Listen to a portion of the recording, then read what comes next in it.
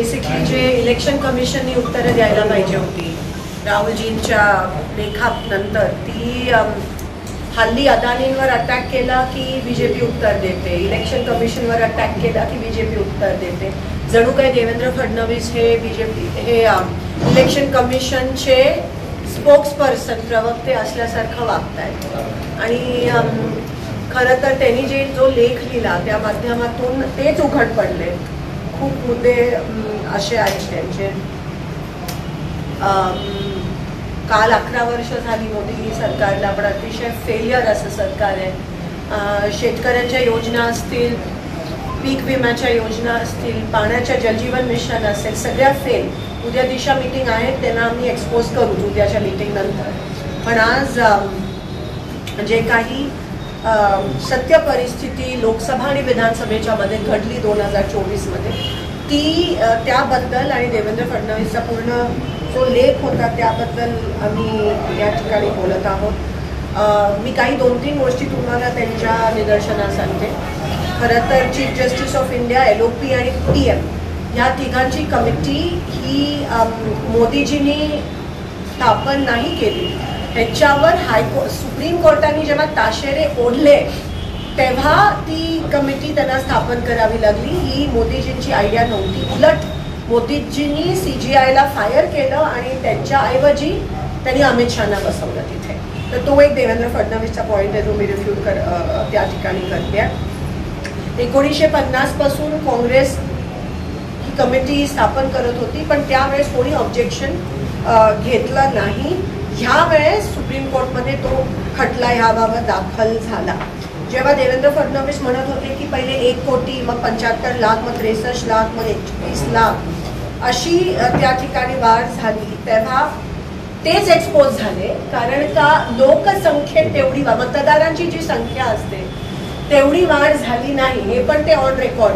म्हणून ते स्वतःला उघड पडले, ते तोंडघाशी पडले, कारण का ते कॉन्ट्रडिक्टरी त्यांनी स्टेटमेंट दिली. 41 लाख हे एवढी लोक EC म्हणजे ECला भारतरत्न मिळाला पाहिजे की एवढ्या कमी वेळात 41 लाख लोक इलेक्शन कमिशन मोबिलाइज कसं करतं, 41 लोकांना बूथपर्यंत कसं काय आणतं एवढ्या कमी वेळात, हा प्रश्न आहे. ऑब्व्हियसली जर मतदारसंख्या कमी होत असेल तर 18च्या वरची पण लोकांची जी नोंदणी आहे ती पण कमी होते. मग मी देवेंद्र फडणवीसला विचारते, मग तुमची ही जी आकडेवारी आहे ती कशी वाढली? तुम्हीच हे बोलून त्या ठिकाणी तोंडघाशी पडला. आणि देवेंद्र फडणवीसना का वाटलं की त्यांनी यावर उत्तर द्यायला पाहिजे? चोर के दाढी में तिनका असं एक प्रकारचं तिकडे आपल्याला दिसून येतं. 2024च्या लोकसभेमध्ये 5.83 लोकसभेमध्ये 5 नंतर झालेल्या वोटिंगमध्ये पर्सेंटेज वाढ झाली आणि विधानसभेत 7.83 वाढ झाली. याचा अर्थ त्यांनी लोकसभेत पण मॅनिप्युलेशन केलेलं, पण त्यांना कळलं की 5.83 हे कमी होतं आणि म्हणून त्यांनी 2% जास्त लोकसभेत विधानसभेत वाढवलं, 7 केलं 5चं. CCTVचा कायदा जेव्हा आम्ही मागितलं CCTV फुटेज, तेव्हा मोदी सरकारने CCTV कायद्यामध्ये बदल केली आणि अमेंड केलं आणि त्याच्यामध्ये सांगितलं की CCTVचं फुटेजचा ॲक्सेस तुम्हाला त्या ठिकाणी मिळणार नाही.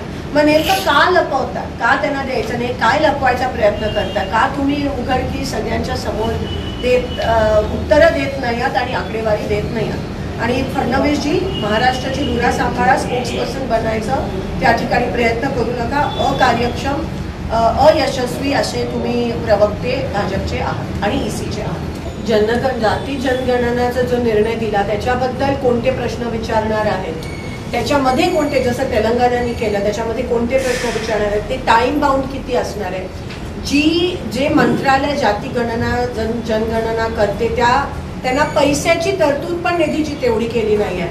तर हा पण एक दबावाखाली राहुलजींनी जे सातत्याने प्रिडिक्शन केलेलं त्या दबावाखाली येऊनच ही घोषणा त्या ठिकाणी केली आहे. जोपर्यंत हे होत नाही तोपर्यंत महिला आरक्षण पण देऊ शकणार नाही, तोपर्यंत डिलिमिटेशन पण होऊ शकणार नाही. तर त्याच्याबद्दल पण आम्ही स्पेशल सेशन मागतोय. आम्ही ऑप सिंदूरबद्दल पण स्पेशल, ऑप सिंदूरमुळे ऑफ सिंदूर मी तिन्ही आर्मी, नेव्ही आणि एअरफोर्सला सलाम करते. अतिशय इंडिपेंडेंटली त्यांनी काम केलं आणि विजय, भारताचा विजय झाला असं का जाहीर केलं नाही सरकारने, हा प्रश्न माझ्या मनात आहे. सरकार आणि CDS मध्ये जी एका पानावर नाही आहे, ते CDS म्हणतात आमची विमानं पडली आणि का पडली, कशी पडली ते महत्त्वाचं नाही आहे, पण त्याच्यानंतर पण सरकार ते ॲक्सेप्ट करत नाही आहे. अमेरिकेच्या हातात भारत एक कठपुतली आहे का, हा प्रश्न मला पडतो. इंदिरा गांधीच्या वेळेस निक्सनना जे खूप कडक होते त्या झुकावं लागलं आणि पाकिस्तानला सरेंडर व्हावं लागलं. पण हे नेमकं उलट झालंय. भारताने काय करावं काय नाही हे ट्रम्प तात्या आम्हाला सांगायला कोण आल्या. त्याच्यानंतर मोदींनी काही स्टेटमेंट दिली नाही. मोदींमुळे भारत ऑफ सिंदूरच्या दरम्यान मोदींमुळे भारत अतिशय कमकुवत ह्या जगात दिसून आलं. एवढं मोदी हे पूर्णपणे जबाबदार आहेत आपल्या देशाला कमकुवत जगामध्ये दाखवण्यास. कारण का जे निर्णय, जे स्टेटमेंट्स यायला पाहिजे होते ते आले नाही. आणि अमेरिकेने आपल्याला आदेश किंवा इन्स्ट्रक्शन दिले की आता सीज फायर करा. एकमेव कारण मोदीजी आहेत आणि त्यांनी ह्या देशाला अतिशय कमकुवत दाखवलंय जगाच्या मॅप. त्यांनी काही ठराविक ठिकाणी जिकडे BJPचं ऑपोजिशन होतं तिथेच त्यांनी हे मॅनिप्युलेट केलं. काही ठराविक सीट्सवर शहर मध्य असेल, अक्कलकोट असेल, अशा ठिकाणी एवढं मतदान संख्या झाली नव्हती, अशा ठिकाणी त्यांनी मॅनिप्युलेट केलं. जिथे देवेंद्र फडणवीसांचं कट कारस्थान पण असेल की त्यांना एकनाथ शिंदे आणि अजित पवारना वीक दाखवायचं आणि म्हणून ते पण आपल्याला खूप ठिकाणी त्या पद्धतीत दिसून येते. अगदी कालचाच कार्यक्रम आम्ही क्षणाक्षणाला हरकत घेत होतो. आम्ही लोकसभेमध्ये पण 5च्या नंतर एवढं वोटिंग का झालं, आमची लोक लेखी हरकत घेत होते, तक्रार करत होते, पण ह्याची नोंद कोणी घेत नव्हतं. अतिशय खूप मोठ्या प्रमाणात मला अधिकाऱ्यांचं पण वाईट वाटतंय. एवढ्या मोठ्या प्रमाणात आज दबाव या सोलापूर जिल्ह्यामध्ये वेगवेगळे आमदार आणि BJP हे वरून, म्हणजे मी काय म्हणते, किरकोळ कारणासाठी पण डायरेक्ट CM जर फोन करायला लागले तर इतर काम नाही आहे का महाराष्ट्राची धुरा सांभाळायचं. आणि अधिकाऱ्यांवर प्रचंड दबाव आहे हे आम्हाला दिसून येते. आमच्या कार्यकर्त्यांना काम करायला अडचण. आज एवढं वाईट परिस्थिती की तुम्हाला दिसतंय की नेमकं काय चाललंय. आणि मी तुम्हाला हात जोडून विनंती करते, तुम्ही चौथा स्तंभ आहात. जे प्रश्न खरं तर तुम्ही विचारायला पाहिजे. म्हणजे काही 35, 40, 50 वर्षाची लोक जी मोदी सत्तेत आल्यानंतर जन्माला आली, त्यांना असं वाटतंय की ह्या देशात आधी काहीच झालं नव्हतं. उदाहरण तुम्ही कालचंच घ्या. मी स्वागत करते विमान सेवेचं, पण आधी पण सोलापुरात विमानतळ होतं आणि विमानसेवा सुरू होती आणि ते पण मुंबई सोलापूर, सोलापूर मुंबई, किंगफिशर, रेड, एवढी मोठं ATR या ठिकाणी येत होतं. पण जसं मी म्हणाली, काही 35, 40, 45 वर्षांची लोक ज्यांचा जन्म मोदी आल्यानंतर झाला, त्यांना हे माहितीच नव्हतं. जणू काय पहिल्यांदा सोलापुरातून विमान टेक ऑफ आणि लँडिंग. आणि मी अजूनही ऑन रेकॉर्ड म्हणते की तो विकास मंच असेल, आपण सगळे असू, कोणत्याही शहरात विमान सेवा सुरू का झाली पाहिजे, कारण का त्या शहराची प्रगती झाली पाहिजे. त्या शहराचा कमर्शियल दृष्ट्या, ट्रेड दृष्ट्या त्या शहराचा विकास झाला पाहिजे, प्रगती झाली पाहिजे. फॉर एक्झाम्पल आपल्याकडे पॉवरलूम आहे, टेक्स्टाईल आहे, आपल्या इकडे IT झालं पाहिजे, आपल्या इकडे अनेक उद्योग आले पाहिजेत. गोव्याला सर्व्हिस सुरू करून आपल्या इकडे कोणते उद्योग येणार आहेत. आणि काल बोलताना ते म्हणाले की वाया गोवा तुम्ही मुंबईला जाऊ शकता, वाया गोवा तुम्ही, म्हणजे काय सिद्ध करताय तुम्ही. आणि पूर्णपणे हा आजकालचे कार्यक्रम हे सगळे, मला असं वाटतं श्रेय सगळ्यांचं असतं, पण एक प्रकारे भाजप प्रत्येक गोष्टीत हायजॅक. परवा एक शब्द वापरला मोदीजींनी, न्यू नॉर्मल म्हणून एक शब्द वापरलेला. आणि मी तर म्हणते पॉलिटिक्स हे न्यू लो BJPने आणलाय. मला वाईट वाटतं की एक नवीन खालच्या पातळीला एवढं जाऊन कसं राजकारण करू शकतात. अधिकाऱ्यांवर दबाव, प्रत्येक स्टेज हायजॅक करण्याचं, लोकांना दिशाभूल करण्याचं शेतकऱ्यांचे PM किसानचे इन्स्टॉलमेंट्स अजून आलं नाही, की त्याच्याबद्दल उद्या दिशानंतर बोलीनच, कारण का केंद्र सरकारच्या योजनेची ती उद्याची मीटिंग आहे. प्रत्येक गोष्टी त्यांचं मॅनिप्युलेशन चाललंय. आणि आज ह्या जिल्ह्यामध्ये काँग्रेस पक्षाशिवाय आणि महाविकास आघाडी शिवाय हे एक्सपोज करणं, हे खरं तर तुम्ही हे प्रश्न विचारायला पाहिजे होते. आहे अजूनही वाईट वाटतं की ते प्रश्न विचारले जात नाहीत आणि म्हणून आम्हाला हे करणं गरजेचं वाटतं. लोकांचे डोळे उघडणं महत्वाचं आहे. आम्हाला मुंबई सोलापूर, मुंबई हैदराबाद, सोलापूर हैदराबाद, सोलापूर मुंबई, सोलापूर बँगलोर, सोलापूर पुणे अशी एअर सर्व्हिस पाहिजे. उलट मला तर शंका आहे की हे गोवाला करून इतर गोष्टींची तस्करी तर नाही वाढणार, कारण का नाही खरंच तसंच आहे. आणि काय होणार आहे याच्यातून, तुम्ही काय साध्य करताय. आणि म्हणून लवकरात लवकर नाईट लँडिंगची फॅसिलिटी असायला पाहिजे सोलापुरात. आणि सोलापूर मुंबई हे ह्या ठिकाणी सुरू झालं पाहिजे. आम्ही पूर्ण ताकदीने जिल्हा परिषद पंचायत समिती या ठिकाणी लढणार आहोत. काँग्रेस एक आहे आणि तळागळातली लोकही आमच्या सोबत आहेत. तुम्ही बघितलं 24च्या लोकसभेच्या इलेक्शनचं वातावरणच वेगळं होतं आणि ते घाबरूनच BJPनी प्रत्येक गोष्टीत मॅनिप्युलेशन केलं. फक्त EVM नाही, लाडकी बहीण मॅनिप्युलेशन होतं, साम दाम दंडचा वाटप हे मॅनिप्युलेशन होतं, वेगवेगळ्या योजना ज्या जाहीर केल्या 7,500 जे डिपॉझिट केले ते पण मॅनिप्युलेशन.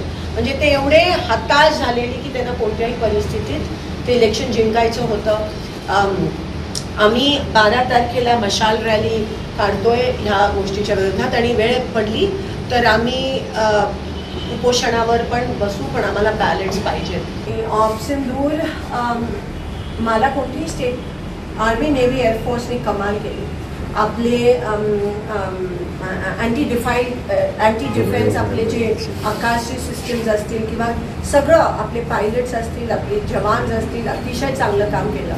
पण त्यांना डिमोरलाइज करण्याचं काम हे मोदीजींनी केलं. त्यांना डिमोरलाइज केलं कारण का जो विजय आपण घोषित करायला पाहिजे होता तो विजय त्या ठिकाणी घोषित नाही केला. जो रिस्पेक्ट जे शहीद झाले त्यांना द्यायला पाहिजे होता. मग जर अनिल चौहाननी CDSनी रेकॉर्डवर आणलं की काही विमानं पडले, मग त्यांच्या पायलट्सना आपण रिस्पेक्टफुल फ्युनरल दिलं का, हा माझा प्रश्न आहे. आणि त्याच्या दुसऱ्या दिवशी पाकिस्ताननी रशिया बरोबर करार साईन केला जो आपला आला आहे. टर्कीचा तर विषय आहे, चायनाचा PL-15 जे त्याच्यावर लॉन्च झाले. तुम्हाला हे पण सांगते की आपल्या रफाईल प्लेन जे आपण फ्रान्सकडून घेतले, भारताने फ्रान्सला रफाईलचं सोर्स कोड मागितलं ब्रह्मोस इंटिग्रेट करायला रफाईलमध्ये. ब्रह्मोस मिसाईल ही प्लेनवर चढवावी लागते, जसं पाकिस्तानने त्यांच्यावर PL-15 चायना मेड PL-15. पण फ्रान्सने आपल्याला सोर्स कोड दिला नाही रफाईलचा. आणि मग ती रफाईलची कॉन्ट्रोवर्सी तुम्हाला की HALला मॅन्युफॅक्चरिंग दिलं नाही पण एका वेगळ्या कोणाला तरी बँक्रप्सी मधून बाहेर काढायला त्यावेळेस दिलेलं. रफाईलचा सोर्स कोड फ्रान्सनी आपल्याला दिला नाही. हे पुन्हा एकदा मोदींनी भारताला कमकुवत साबित केलं आणि त्याच्यामुळे आपण ब्रह्मोस इंटिग्रेट करू शकलो नाही रफाईलमध्ये. आणि त्याच्यामुळे PL-15नी कदाचित असं CDS म्हणतात की रफाईलला ह्याच्यामध्ये होतच आहे की एकूणच जर का अशा पद्धतीचं युद्ध चालू असेल तर समाजामध्ये येऊन पंतप्रधानांनी ती बाजू मांडणं किंवा ती बाजू सांगणं अपेक्षित होतं, पण पंतप्रधान हे जाहीर सभेमध्येच व्यक्त होताना दिसते. आणि जे डेलिगेशन्स पाठवतात ते बाहेरगावी पाठवतात. पण तुम्ही आमच्या लोकांना सांगा, आपल्या लोकांना सांगा, देशाच्या लोकांना ही उत्तरं अपेक्षित आहेत तुमच्याकडून, हे स्पष्टीकरण तुमच्याकडून अपेक्षित आहे. ते 4 आतंकवादी अजूनही फरार आहेत, त्याच्याबद्दल तुम्ही उत्तरं द्या. त्यांना अजून ही अकार्यक्षम सरकार का पकडू शकलं नाहीये त्याच्याबद्दल तुम्ही उत्तरं द्या. तुम्ही जयशंकरजी 15 मिनिटं आधी पाकिस्तानला सांगतात की आम्ही अटॅक करतोय, त्याच्याबद्दल उत्तर द्या. म्हणजे आम्ही अटॅक करतोय, तुम्ही सतर्क राहा आणि आम्हाला त्याच्यामुळे ती कदाचित विमानं खाली पडली, त्याच्यामुळे कॅज्युअलिटीज. मग हे सगळं बघून आपलं आर्मी नेव्ही आणि एअरफोर्स डिमोरलाइज नाही का होणार मला सांगा. एवढं तुम्ही कमकुवत या ठिकाणी झालात ह्या सगळ्या मोठ्या ह्याच्यामध्ये. आणि